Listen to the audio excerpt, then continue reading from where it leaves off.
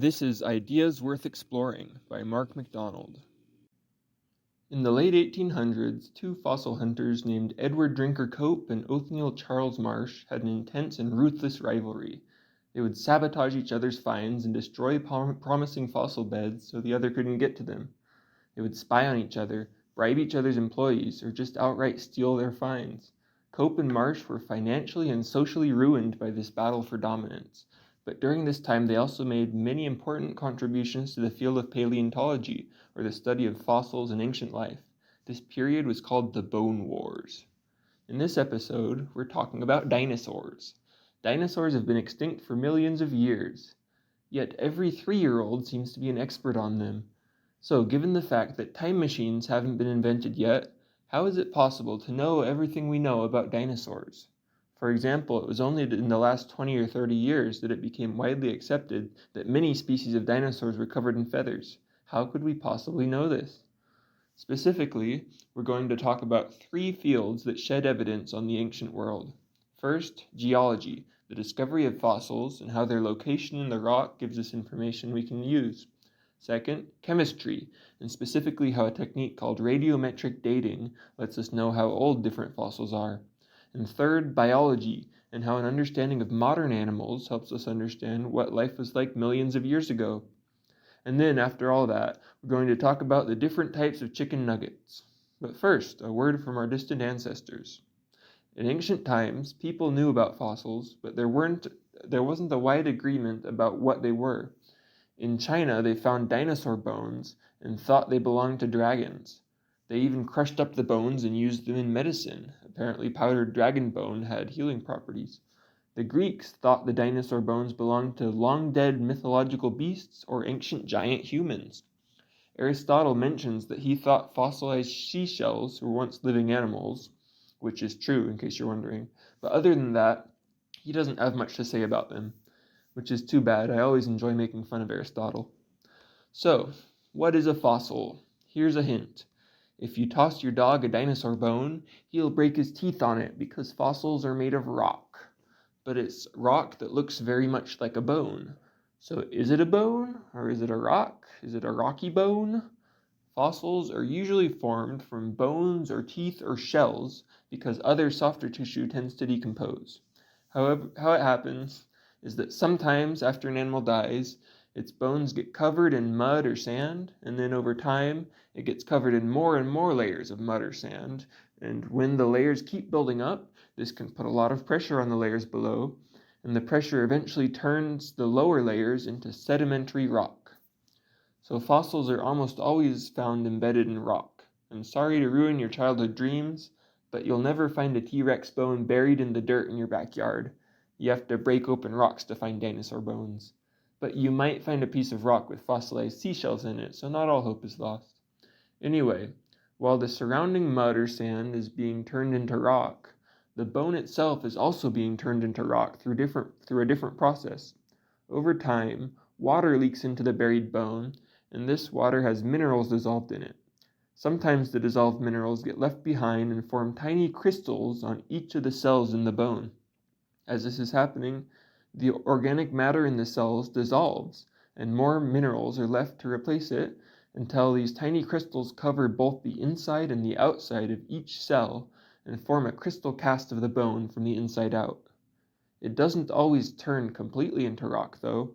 Recently, we've discovered that sometimes organic matter gets trapped and preserved in there, and in some cases, we've even been able to extract dinosaur DNA from fossils. That sounds like Jurassic Park just waiting to happen. Here's a fun fact. The Jurassic period ended 145 million years ago, but T-Rex didn't exist until 50 million years after that. So T-Rex does not belong in a place called Jurassic Park. He never even touched the Jurassic period. But without a time machine, how can we know when T-Rex lived? There's no such thing as an oldness meter that measures how old something is. Instead, we have to do some science. We can use geology to tell how old a fossil is. That's because rocks are like onions. They have layers. As I just described, a fossil starts out when a bone is covered in a layer of mud or sand and eventually turns into rock.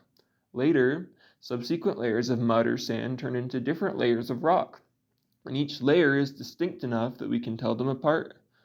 So generally, if a fossil is in a layer that's higher up, then it's more recent. Using this fact, we can tell which fossils are older and which ones are younger. But we can do better than that. It's called radiometric dating. Why did the geologist decide to become a paleontologist? Because he loved rocks so much he wanted to date them. Radiometric dating uses the fact that in nature, some materials are radioactive. This needs a little bit of chemistry to understand. As I talked about in a previous episode, atoms are made of electrons, protons, and neutrons. We name the atom based on the number of protons. For example, if it has 19 protons, then it's potassium.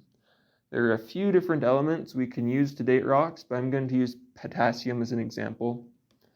Most potassium has 20 neutrons, but there is a very small amount that has 21 neutrons, so we call it potassium 40, because 19 protons plus 21 neutrons equals 40.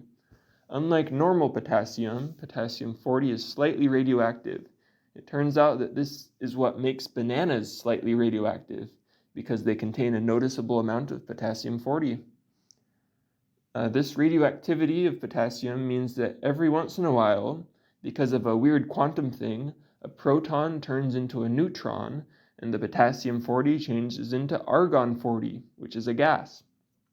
I'm actually planning on talking more about why this happens in the next episode, but for now just accept that there's a process that turns potassium 40 into argon gas, and that on a large scale it's very regular. You could set your clock by it. That's it for the chemistry, but before I can explain what this has to do with dinosaurs, I need to talk about rocks for a minute. Rocks are divided into three types: igneous, metamorphic, and sedimentary. Sedimentary is a type of rock I talked about earlier, where layers of mud or sand are subjected to a lot of pressure and turn into rocks. Most fossils are found in sedimentary rocks. You can also sometimes find fossils in metamorphic rocks, but for today I'm going to pretend that metamorphic rocks don't exist because I don't want things to get complicated. Igneous rocks are formed from lava or magma. Our potassium story is all about igneous rocks, so let's get back to that. Deep in the earth, rocks exist in a liquid state called magma.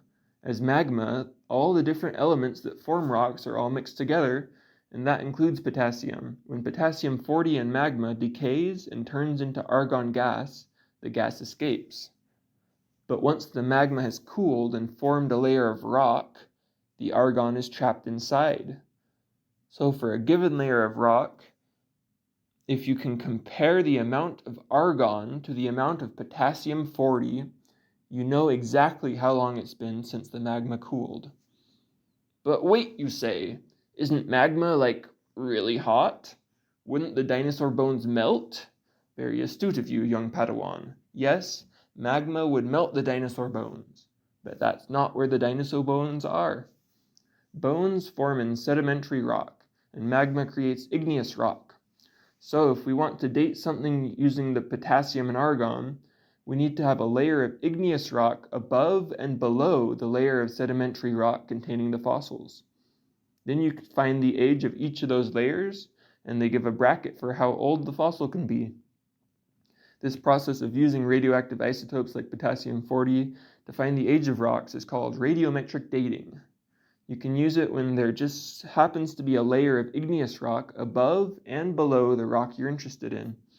If you don't have that, then maybe you can find some other way to guess its age, but you might be out of luck. Yeah, no one said being a paleontologist was easy. So, we've talked about some geology and some chemistry already. The third way I said that we can learn about dinosaurs is through biology, both through understanding the process of evolution and also by looking at how modern animals behave. Think about this. What is the one thing that everyone knows about dinosaurs? It's that they're giant reptiles. So, what's a reptile, and how does knowing that dinosaurs are reptiles help us understand dinosaurs? I could answer that question, but I don't want to. Instead, I'm going to tell you about birds. In elementary school, you usually learn about some of the different classes of animals, including fish, amphibians, mammals, birds, and reptiles. And this makes sense because animals in each class share important characteristics, like fish tend to live in the water, mammals are covered in hair and produce milk, and birds have wings and feathers. Dividing animals up like this makes a lot of sense, but sometimes it can get you into trouble when you think of each of these classes as having developed independently, because it turns out that birds are descended from reptiles. Yep, all birds have a great 1,000 greats ancestor that had scales. How do we know that? By carefully comparing the anatomy of birds to fossils of ancient reptiles and noticing that they are very similar. And yes, that kind of comparison makes it sound like it would be very easy to make a mistake. But the thing is, scientists love to disagree, so if the experts all agree on something, then it's pretty strong evidence that they're onto something. And virtually all experts agree that birds are, in fact, descended from reptiles. And not just any reptiles. Birds are directly descended from dinosaurs.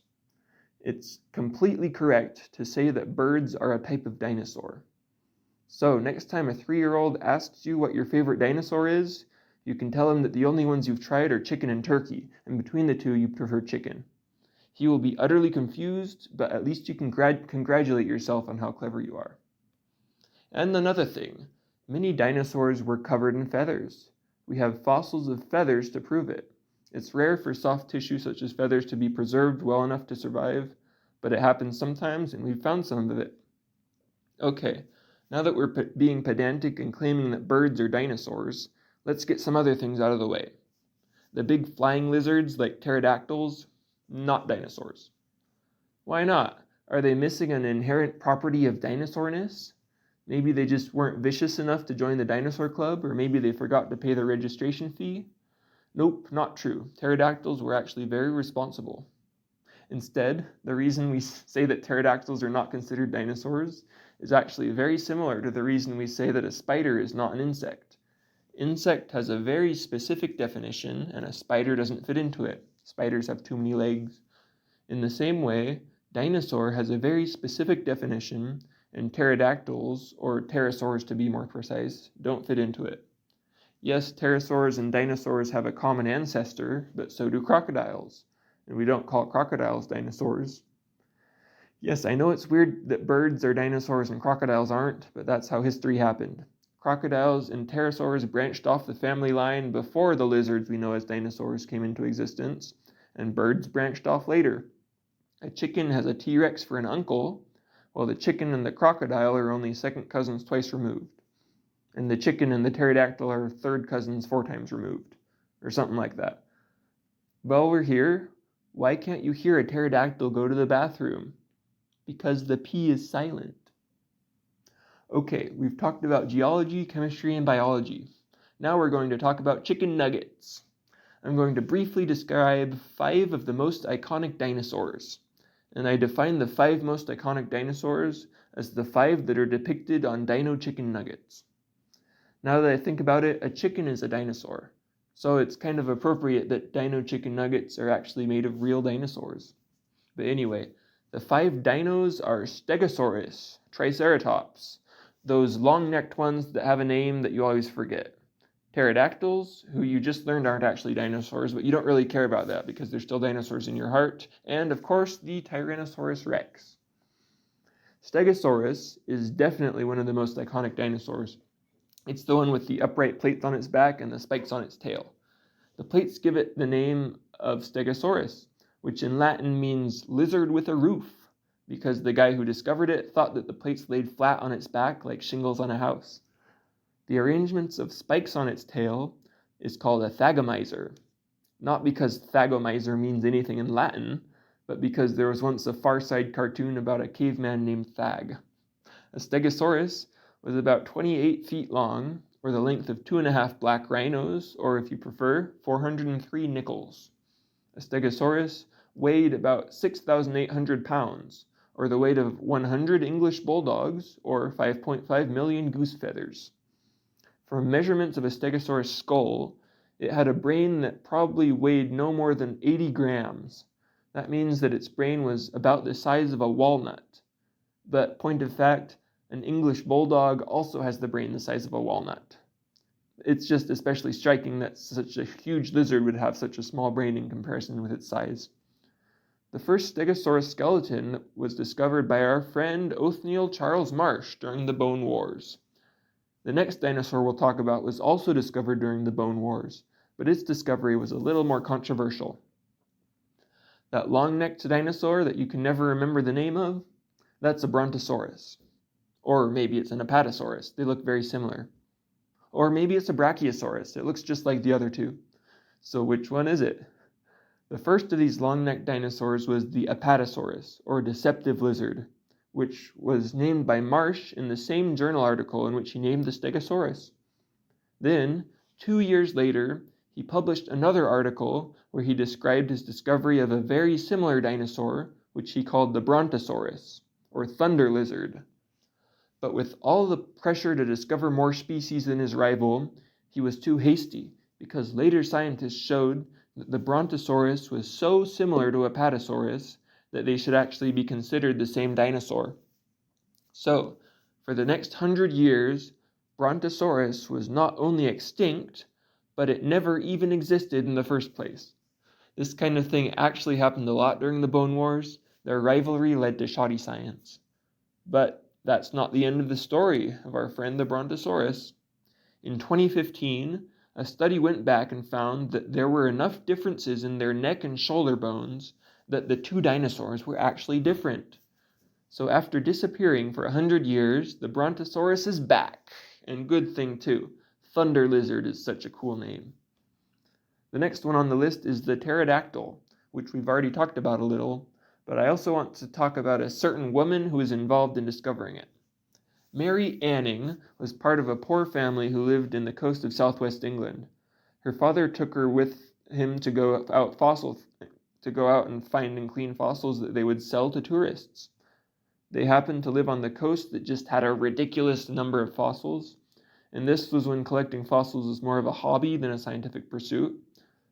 When Mary's father died suddenly of tuberculosis, she was encouraged to sell off her finds to help pay the family's debts. Over the next few years, Mary became an expert in fossil hunting and made some amazing discoveries, including uncovering the first ichthyosaur, the first plesiosaur, and England's first pterosaur, none of which are dinosaurs, by the way, but I promise it was a big deal. The scientific community was hesitant to recognize her work because she was a woman. So even though it was well known that she was the one discovering them, it was usually the people she sold them to that got the credit for the finds, even though she was a better scientist than most of them. For example, people kept finding strange stones inside the fossil skeletons. The stones eventually became known as coprolite. Mary was the one to suggest that these were actually fossilized dinosaur feces, and she was eventually proven correct. It was poop all along. And another thing, like I mentioned, one of the things she discovered was one of the first fossils of a pterosaur, also known as a pterodactyl. So, not the first one to discover flying lizards, but they were the first flying lizards outside of continental Europe, and that showed that pterodactyls had a lot wider range than anyone thought previously. Mostly, I just wanted to use this as an excuse to talk about Mary Anning. Also, the rhyme, "She sells seashells by the seashore," is often said to be inspired by her life, which is probably not true, but it's still interesting. Back to the Bone Wars. The Triceratops was another product of the Bone Wars. Triceratops is the one with the 3 horns on its head, and its name means 3-horned face in Greek.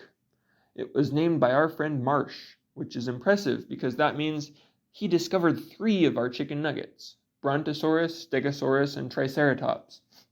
But when Marsh saw the first discovered Triceratops skull, he didn't think it was a dinosaur at all. He didn't think that dinosaurs had horns, so he concluded that it was an extinct species of bison. However, when a more complete skull was discovered, he corrected his mistake. The last of the chicken nuggets is, of course, the Tyrannosaurus rex. T-Rex was discovered after the rest of them, after Cope and Marsh had both died. Its name means Tyrant Lizard King. Good name for a vicious flesh-eating monster with a big head and little arms, in my opinion. But wait, there's more. As of 4 months ago, from the time I'm recording this, it was proposed that T-Rex isn't just a single species, but 3 different species. Based on the size of their leg bones and the number of incisor teeth they had, it was suggested that the tyrant lizard started out as a single species called Tyrannosaurus imperator, or emperor of the tyrant lizards, and then over millions of years, it evolved into two separate species, the OG Tyrannosaurus rex, king of the tyrant lizards, and the Tyrannosaurus regina, the queen of the tyrant lizards. Who would win in a fight? There is literally no possible way of knowing, but my bet's on the queen.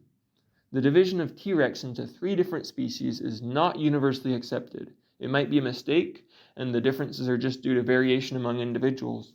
Kind of like how even if a couple humans had strangely shaped teeth and thicker legs, that wouldn't be enough to make them a different species.